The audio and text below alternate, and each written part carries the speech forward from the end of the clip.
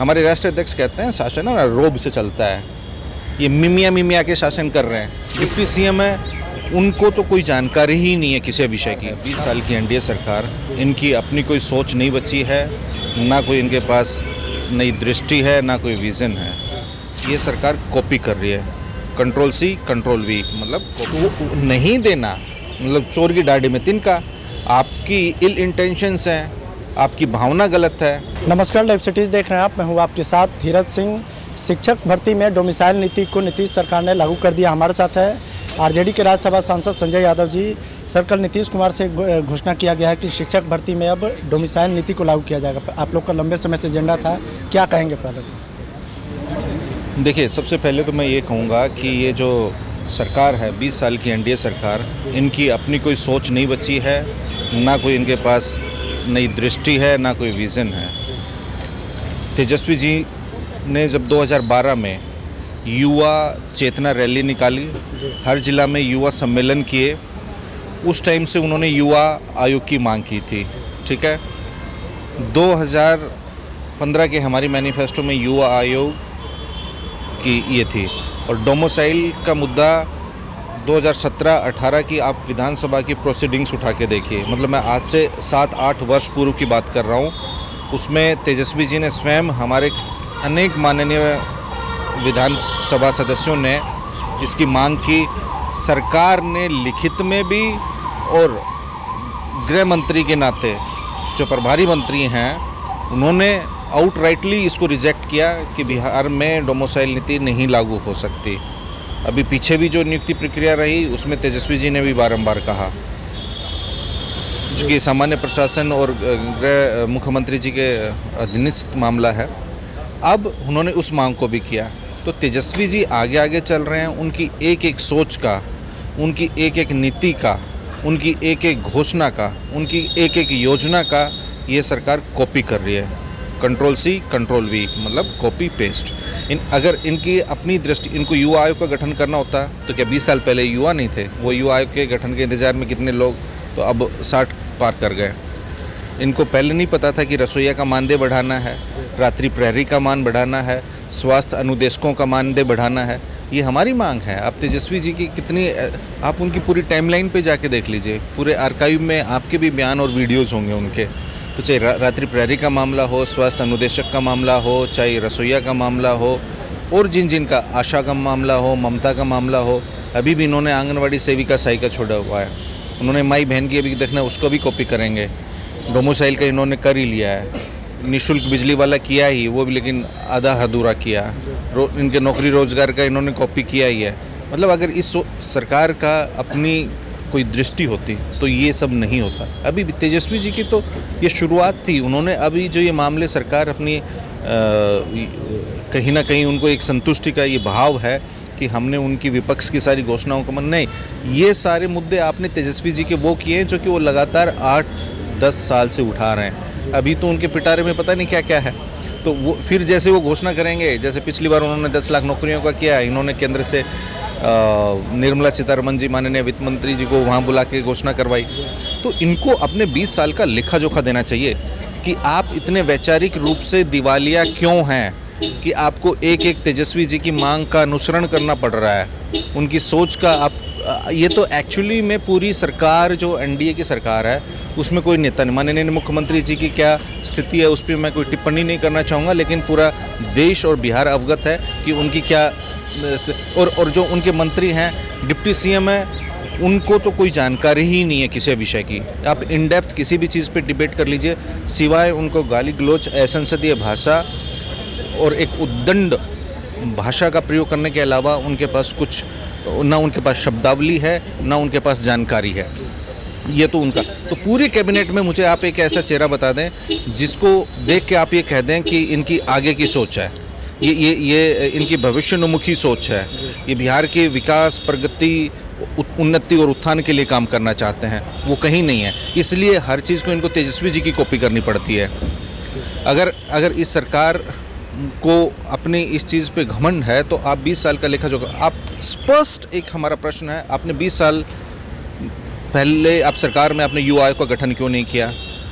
कितने वर्षों से सड़क पे रसोईया, आशा, ममता, रात्रि प्रहरी, स्वास्थ्य अनुदेशक सब संघर्ष कर रहे हैं। अभी भी पीछे रसोइयों का आपको पता है कि गर्दनी बाग में धरना प्रदर्शन हुआ। तेजस्वी जी वहाँ 10,000 हमारे रसोइया माताएं बहनें थी, इन्होंने थाली और चम्मच और गिलास लेके प्रदर्शन किया।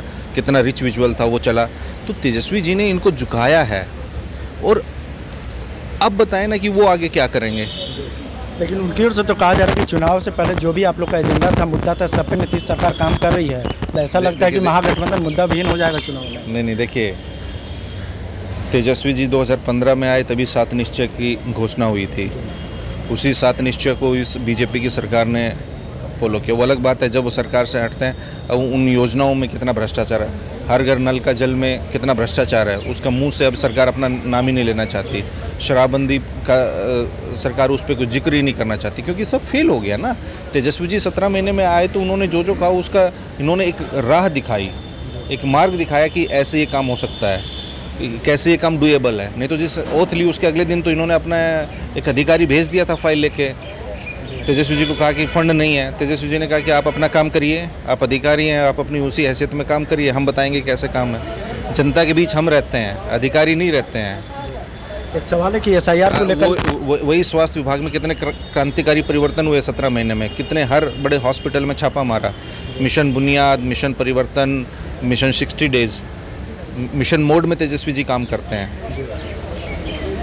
स्वास्थ्य विभाग को लेकर आप बातचीत कर रहे हैं, लेकिन इससे पहले पटना एम्स के जो डॉक्टर हैं इन दिनों सड़कों पर, कहा जा रहा है कि RJD के पहले विधायक थे चेतनानंद, आजकल NDA में है, उनकी ओर से डॉक्टरों के साथ मारपीट की गई, आरोप है। भैया, जिस किसी ने भी मारपीट की, अब इनकी कथनी और करनी का फ़र्क देखिए। ये ड्यूअल करैक्टर के और ड्यूअल स्टैंडर्ड के लोग हैं जो ये बात कह रहे हैं। क्यों? आप तो एक तरफ तो बोलते हैं कि कानून का राज है, तो कानून का राज है, इनका कानून का राज सेलेक्टिव है। जिस विधायक ने भी ये किया, आप पकड़ के जेल में डालिए, किसी भी दल का हो, किसी भी दल का हो, लेकिन आपकी अप्रोच तो सेलेक्टिव होती है ना। आप पहले शक्ल देख के आरती करते हैं। हमारे यहाँ कोई विधायक रहता तो वो गुंडा होता है, वहाँ जाके संत बन जाता है। अब वहाँ जो लोग चले गए, देखना ठका सबका बेल मिल रही है, सबका प्रमोशन मिल रहा है। एक सवाल है कि SIR को लेकर लगातार आप लोग विरोध कर रहे हैं। आगामी दिनों में दिल्ली में इंडिया गठबंधन की बैठक होगी। क्या लगता है कि जो 65 लाख नाम काटे गए हैं बिहार में, उसके लिए आप लोग सड़क पर भी आगे संघर्ष जारी? हमारे पॉइंटेड क्वेश्चन हैं जो तेजस्वी जी ने उठाए। तेजस्वी जी ने प्रेस कॉन्फ्रेंस में ये कहा कि आपने जिन 65 लाख मतदाताओं का वोट काटा है, वो चाहे जिस भी तरीके से, चाहे पारदर्शी तरीके से काटा या आपने अपारदर्शी, लेकिन ये मतदाताओं का हक है, लोकतंत्र में सभी दलों का हमारी ये मांग है। उस 65 लाख मतदाताओं को जिन्होंने अपने नाम काटा है, इन्होंने विधानसभा वार एक डिलीटेड जो विलोपित नाम है उनकी सूची दी है। औसतन हर विधानसभा में कहीं 25,000 कहीं 30,000, 25 से 30,000 की एक औसत है जब प्रति विधानसभा ये वोट कटे हैं। तो हमने ये सिंपल सी मांग की है कि जो आप हर विधानसभा में जो वोट कटे हैं उनको आप श्रेणीवार हमें सूची उपलब्ध कराइए। श्रेणीवार का मतलब है कि इसमें से कितने मृत हैं, कितने स्थानांतरित हैं, शिफ्टेड हैं, कितने इसमें डुप्लीकेट है ना, दोहरी प्रविष्टि है। तो ये आप हमको ऐसे बताइए और उसकी बूथ की संख्या बताइए और उसमें उन मतदाताओं का एपिक नंबर डालिए। मान लो मेरा वोट कटा है तो मेरा एपिक नंबर, मेरा बूथ और किस वजह से कटा है वो कारण वो बताइए, ताकि अगर मान लो मेरा वाजिब तरीके से मेरा कटा है तो आप भी संतुष्ट हो जाएंगे। मतलब एज ए पॉलिटिकल पार्टी हम भी संतुष्ट हो जाएंगे कि भाई अमुक व्यक्ति का अगर नाम कटा है वो वास्तव में मृत है या कहीं अन्यत्र जगह शिफ्ट कर गया या डुप्लीकेट था या किसी कारणवश वो अपना गणना प्रपत्र नहीं भर पाया, तो ताकि वो अगर जेन्युइन रीज़न है तो अच्छी बात है, वो कट जाएगा। अगर नहीं है तो लोकतंत्र में यही चुनाव आयोग का है ना, टैगलाइन है, उनका हेडलाइन है, उनका एक नारा है कि एक भी मतदाता छूटे ना। तो इस अगर हम वो कारण जानना चाहते हैं तो उसमें गलती क्या है और उसमें गलत क्या है ये मांग करना। क्या आपको नहीं लगता या किसी अन्य न्यायप्रिय व्यक्ति को ये नहीं लगता कि किसी का नाम काटा तो उसका कारण बताना चाहिए कि इसका किस वजह से कटा है, उसका बूथ बताना चाहिए, उसका एपिक नंबर देना चाहिए। तो वो नहीं देना मतलब चोर की डाढ़ी में तिनका। आपकी इल इंटेंशंस हैं, आपकी भावना गलत है, आप बुरी भावना के साथ काम कर रहे हैं। अगर मैं आपसे कोई शिकायत हो तो मैं कारण बताऊंगा ना कि मुझे आपसे इस कारण से शिकायत है, लेकिन आप नाम काट रहे हैं, कारण बता नहीं रहे, ना उसका बूथ की संख्या बता रहे हैं। खाली अब 30,000 आदमी में आदमी कहाँ खोजेगा ये? और चुनाव ऐसा नहीं है, अगर चुनाव आयोग ने अगर चुनाव आयोग ने पारदर्शी तरीके से काम किया है तो उसके पास हर बूथ की सूची होगी। उसी सूची को सभी राजनीतिक दलों को या पब्लिक डोमेन में रखने में क्या हर्ज है? उसको निसंदेह रखना चाहिए अगर स्वस्थ और पारदर्शी तरीके से काम हुआ है तो। अगर वो आप नहीं देना चाहते, आपने वो 4 कॉलम हटा दिए हैं, एपिक नंबर का, बूथ का और कारण किस वजह से इसका काटा गया है, तो गलत फहमी तो आप पैदा करना चाह रहे हैं ना, भ्रम आप फैला रहे हैं, विपक्षी दल नहीं फैला रहे। और हम सवाल चुनाव आयोग से करते हैं तो इसमें एनडीए के सहयोगी दल क्यों कूदते हैं?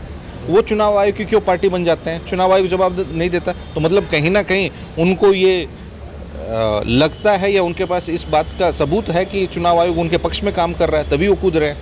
ये चुनाव आयोग और अन्य राजनीतिक दलों का संवाद है, बीच का मामला है, उसमें वो पार्टी बन के कूदते हैं चुनाव आयोग से पहले। आखिर में एक सवाल है, बीजेपी लगातार आरोप लगा रही है कि तेजस्वी यादव जी के पास 2 ईपिक नंबर है और वोटर लिस्ट में भी तेजस्वी यादव गड़बड़ी कर रहे हैं। इसका मतलब तो ये लाचार पार्टी है बीजेपी। 20 साल से तुम कुर्सी पे बैठे हो और तेजस्वी यादव गड़बड़ी कर रहे हैं, तो तुमसे तो निकम्मा और नालायक कोई है नहीं। कुर्सी पे तुम बैठे हो और गड़बड़ी विपक्ष कर रहा है। अपराध तुम्हारे राज में हो रहा है, भ्रष्टाचार तुम्हारे राज में हो रहा है, विपक्ष कर रहा है। तो ये जो ये कहता है कि अपराध हो रहा है वो विपक्ष करा रहा है, और अगर गड़बड़ी हो रही है वो विपक्ष करा रहा है, तो मतलब वो महान नालायक, महान निकम्मा है, वो काबिल नहीं है, उसके अंदर वो योग्यता नहीं है कुर्सी पे बैठने की। तेजस्वी यादव ने तो कभी नहीं कहा 17 महीने में कि अगर ये चीज़ हुई है तो विपक्ष कर रहा है। हमारे राष्ट्रीय अध्यक्ष कहते हैं शासन है ना रोब से चलता है, ये मिमिया के शासन कर रहे हैं। एक सहयोगी दल बोलता है कि हम क्या कर सकते हैं, अपराध बढ़ गया तो हमें खेद है। एक कहता है कि फलना कर रहा है, एक कहता है कि ढिमका कर रहा है, और अपराधी वहाँ शूट आउट कर रहे हैं, इनकी नाक के नीचे कर रहे हैं। तो इसका दोषी कौन है? इस सरकार में बैठा दोषी होगा या विपक्ष का आदमी दोषी होगा? तो मतलब आपसे ज़्यादा ताकतवर हम हो गए, हमारी मांगों को आप अनुसरण कर रहे हैं, हर चीज़ तो हमारी कर रहे हैं, तो फिर आपको जनता क्यों चुनेगी? आप 5 कारण बताएं कि भारतीय जनता पार्टी और जदयू के लोग कि आपने तेजस्वी जी की जो सोच है, उनकी दृष्टि है, उनका विज़न है, उनकी घोषणाएं हैं, उनकी योजनाएं हैं, उनकी आप क्यों कॉपी कर रहे हैं? इसका मतलब आपके अंदर वैचारिक दिवालियापन है, आप आउट ऑफ द बॉक्स सोच नहीं सकते, या आप जनता से कनेक्टेड नहीं है। बहुत बहुत धन्यवाद। ये आरजेडी के राज्यसभा सांसद संजय यादव जी। दिल्ली से लाइव सिटीज के लिए मैं धीरज सिंह।